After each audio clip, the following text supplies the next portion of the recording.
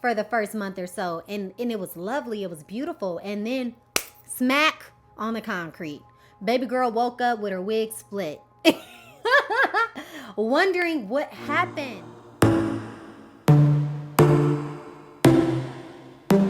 Inside your bedroom, we stopped counting the days, lost in the rhythm. Physical silence, no need to speak a word. Lay here beside me. Don't wanna move too fast. Your lips on the floors, sipping on your love, sipping on your love. Welcome back to the World of Wellness podcast, hosted by none other than your favorite wellness coach, Taj. Okay, let's get into it. So, last episode, we forgot to do our mindful minute. I apologize. But today's episode number 3, the title is You Always Make Me Land. And we're going to get into what that's all about here in a second. But before we do, let's do our mindful minute because I don't want to forget because it's so important to me, y'all. So let's just start grounding into these next few moments, right? Take off the day this far. Don't worry about what you got to do after this. Know that it's going to get done if it's supposed to get done. But for the next however many minutes, I just want y'all to be here with me because you may have been affected by this or you may be affected by it in the future. Rather you're on the receiving or the giving end of it. So I just want to make sure that you get what you need out of this. So deep belly breaths in through your nose and out through your mouth. Take that about 3 times. As you do it, you'll feel your shoulders drop down. You may start to feel your heart beating. Some thoughts that have been suppressed throughout the day might try to come up. Tell them you'll talk to them later. Okay, right now you with Taj.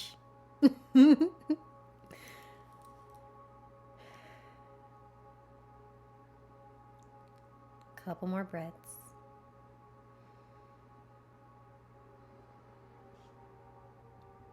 All right, now let's get started, y'all. So basically, I would like to start this episode. Y'all know usually I like to start by defining things because definitions are important.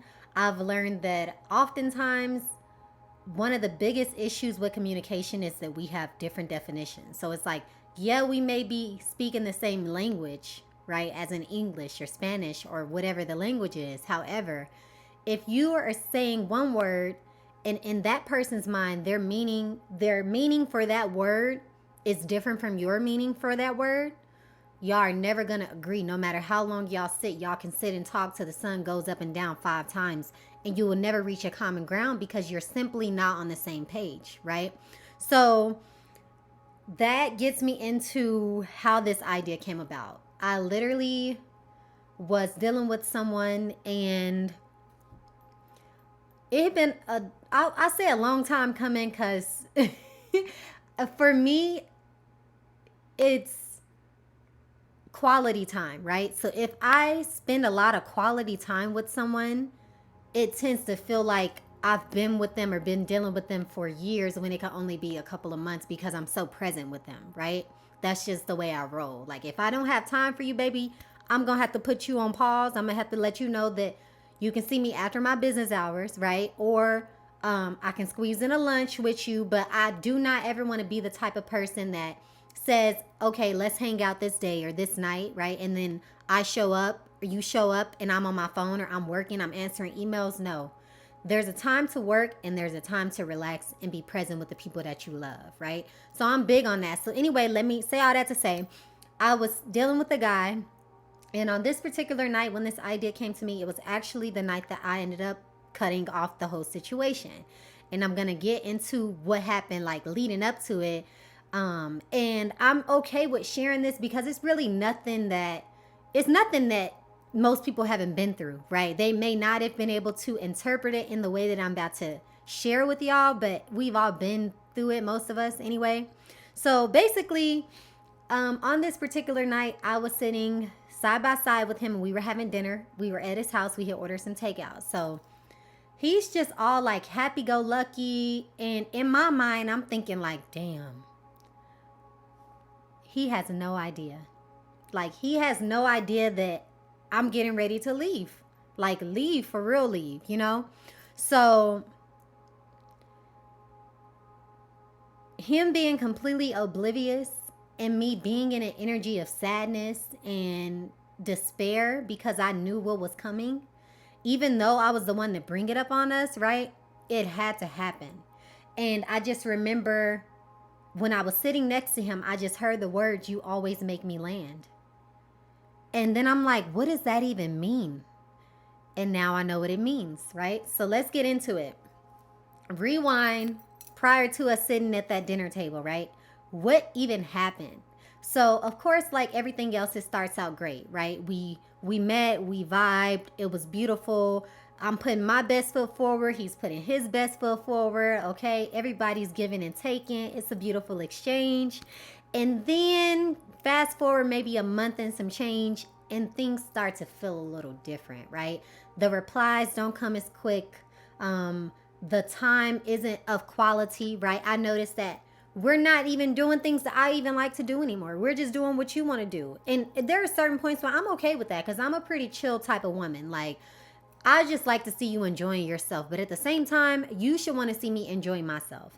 And on the other side of the coin, we should have certain things in common, right? To where it doesn't feel like, oh, we have to do what you want to do today. And what about what I want to do? Like, it shouldn't feel like that. It should be like, I'm happy to just be here with you, right? I don't care if we're sitting here staring at the wall together in meditation. I don't care if we're sitting next to each other and I'm working and you're working and we're not even talking. Like, I'm that type of person. I just like to be in your proximity. Like, I was breastfed as a baby. I don't I don't know if that has something to do with it, but I'm extremely affectionate and I have to be touched. Like, I have to be touched. So, and not, listen, for all you pervs out there, I'm not talking sexual touch, okay?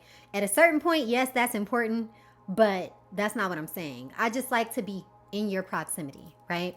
So, eventually the effort, the compromises, they became a little lopsided, right? And I'll leave y'all to figure out where the lop was. So eventually, when that situation happens and one person starts to feel like they're constantly giving and compromising and making space, but they're not being given that in return, it gets to be depleting and it gets to be exhausting. And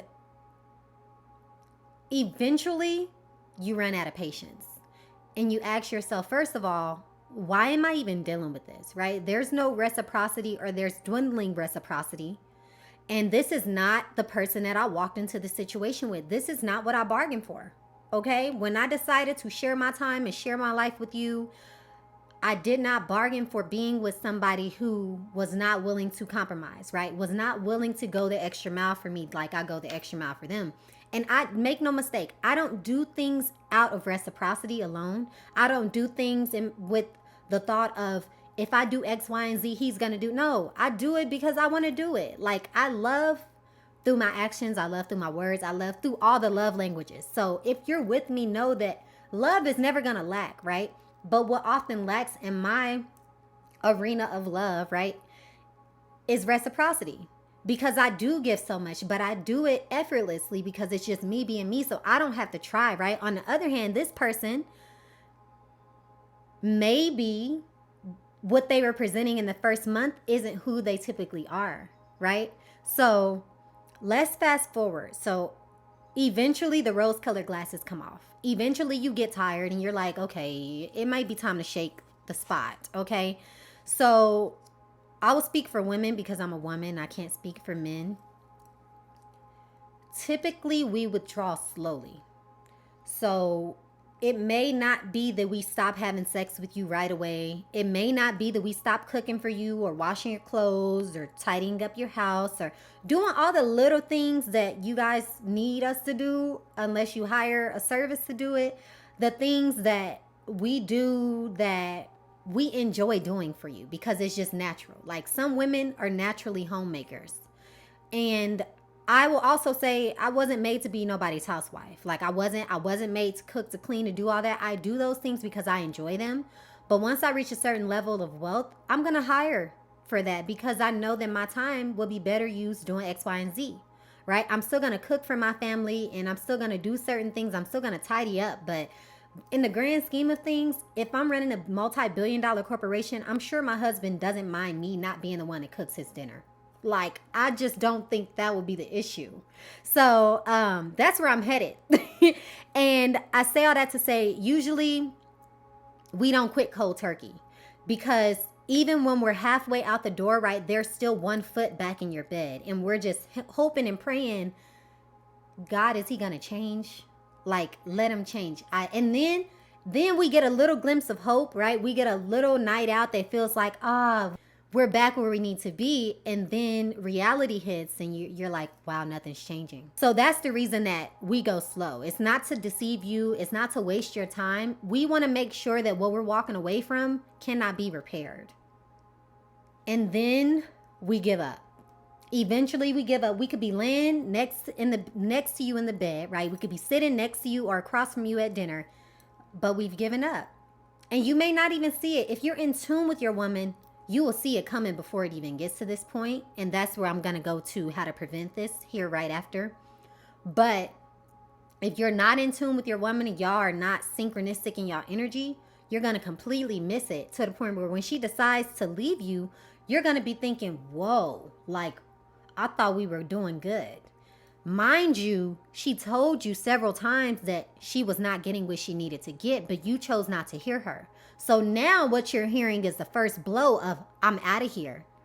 And that's a hell of a blow when you didn't hear any of the warnings before, when you didn't hear her sadness, when you didn't see her face not light up the same way it used to light up when you walked in the door, right? When you didn't feel the same effort of her when she was making love to you, you didn't realize it because you weren't even paying attention to her, right? Because had you been paying attention to her, you would have felt that and you would have stopped right there and said, babe, what's wrong? Right? And vice versa. If this is a female, male dynamic, male, female, whatever the dynamic is, right? There's a giver, there's a taker in this particular picture. And whoever that taker is, 9 times out of 10, they're so consumed with what they need and making sure that they get all of what they need that they're not tending to the person that's giving them what they need. And that's unfortunate, but that's reality, right? So let's move to how to prevent it, right? If you're a woman who lost a good man because you weren't putting in the extra effort, if you're a man who lost that special person because you weren't putting in the extra effort, I can only imagine how bad that hurts. I've never been on that side. I've always been on the leaving side.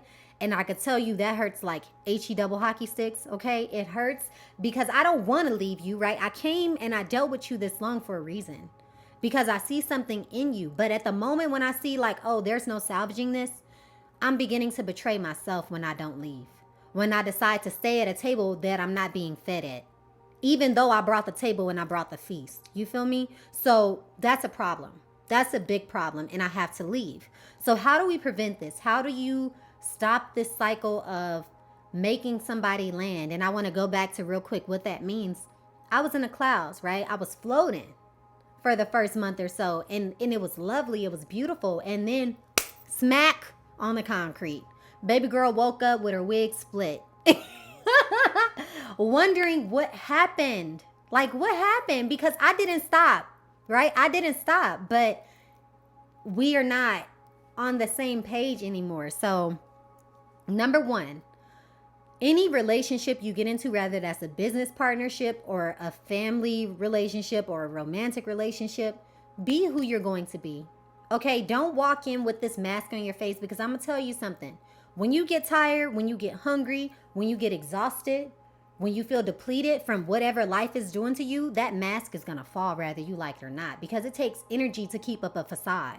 And that's another reason why I can never be fake. Like, I just can't because I don't have the energy. I have too much to put my energy toward to be choosing to put it on the face. Or if there's a difference between acting as the person you want to be, right? You become that person through being disciplined, right?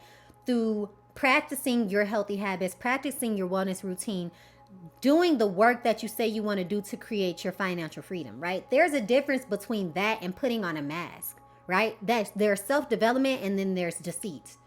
And when you put that mask on, just as much as you're deceiving other people, you're deceiving you, because first of all, you feeling like you need to put that mask up tells you right there you have some inadequacies, like we all do. But instead of putting on a mask, how about you look in the mirror and start doing the work to dissect the person who you feel the need to hide? And then you will genuinely attract and keep, right? Because you can attract the man or woman that you want with the mask, right? We all fall for it, no matter how smart you are. But you're not going to keep them because vibrationally and energetically, you don't match them. And you can't keep them. It's just scientific. You can't. It doesn't work. So approach it authentically, right? If you can only give crumbs, baby, give her the crumbs. And let her choose if she want to pick them up off the floor and eat them. And vice versa, honey. If you're not the type of girl that bend over backwards and do all the things, okay, that they see in the movies, don't start doing that day one. Don't even bring that to your bed. And it's not fair. Like, it's not fair to tell somebody, oh, you're signing up for this, but they get that.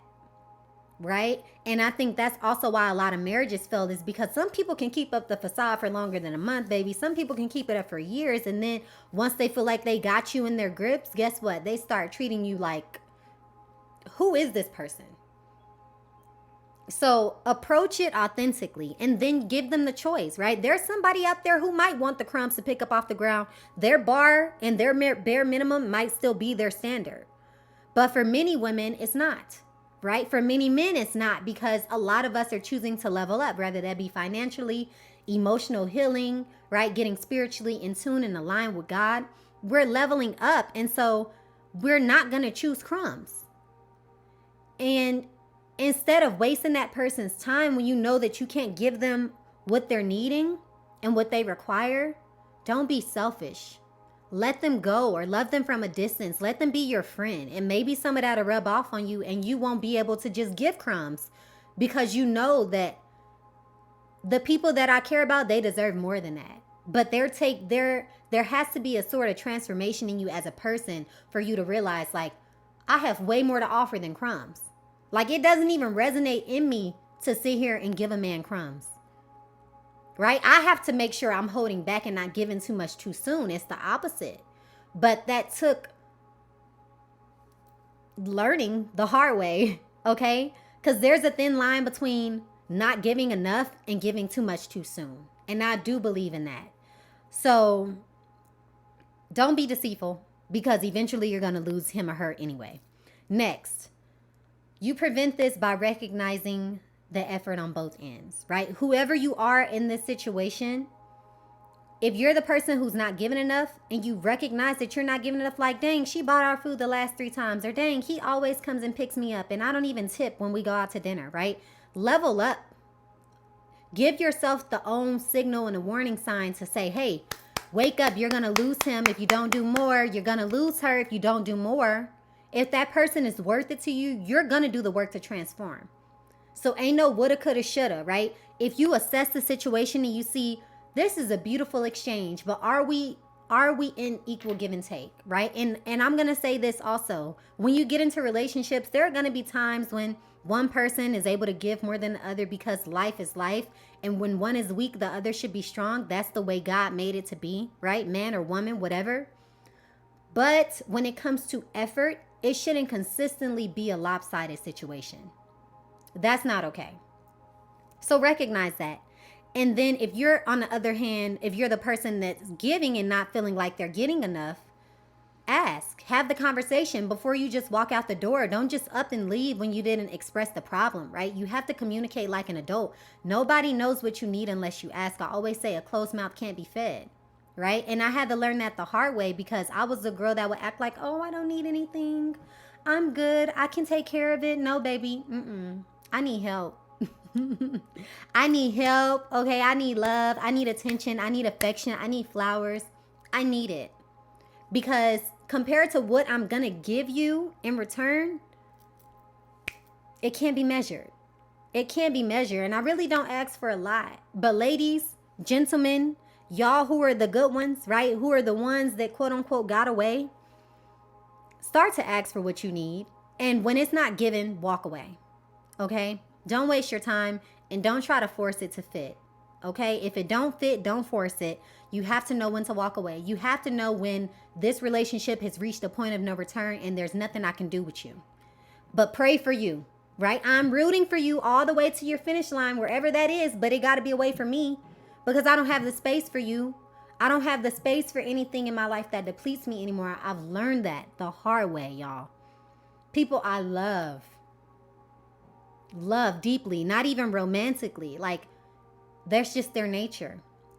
And coming up right after this, next Sunday, it'll be an episode about energy vampires. And so they kind of go together, right? So we're going to talk about it from an energetic level, what that looks like and what it does to you. But that's pretty much all I have to say on this topic. Know that if you're the person that is giving and you feel like you will never meet the person that reciprocates, don't believe that lie. Okay, that's a lie that the enemy plants in our minds to make us give up on the love that we were destined to receive, right? You were put onto this earth with so much love and desire for love in your heart because there's somebody out there that matches that. And you just got to be patient and you got to continue to focus on your focus while they make their way to you, while they're in preparation for you, be in preparation for them so that you don't fumble the bag when they come, right? So that you don't misrecognize the blessing because you're mistaking it for that person that you had to walk away from. And make sure when you leave any situation, even if it's a job or business partnership, anything that breaks your heart, that throws a tower moment in your face and makes it all fall down, take a moment to heal. And know that if you heal, you have a greater chance to attract something better the next time. But if you jump from this situation broken into the next situation, guess what? You're going to attract the person that's even worse probably than the person you left because they're broken. And they may not be broken in the same areas, but they're broken in areas that, for one, you'll never be able to repair because that's not your job, right? They're going to be broken in ways that make you incompatible. So heal first, baby. Heal first. Take all the time you need. That doesn't mean that you can't have friends. That doesn't mean you can't go out. Don't waste people's time. Let them know what it is and what it is not. And if you're in your healing phase, I recommend you do it in solitude. Not necessarily away from friends and family, but you shouldn't be going on dates when you're trying to heal from a relationship because that becomes a distraction from your healing and it slows the process and it confuses you. So anyway, heal and then on to the next. On to the next. There are 7.888 billion people in the world. I remind myself of this almost every day. And that means God has greater for you. God did not create you to live and sit in a dynamic where you don't feel like you're being nurtured the way that you need to be nurtured. So I say all that to say, thank you. Thank you. Thank you for coming back.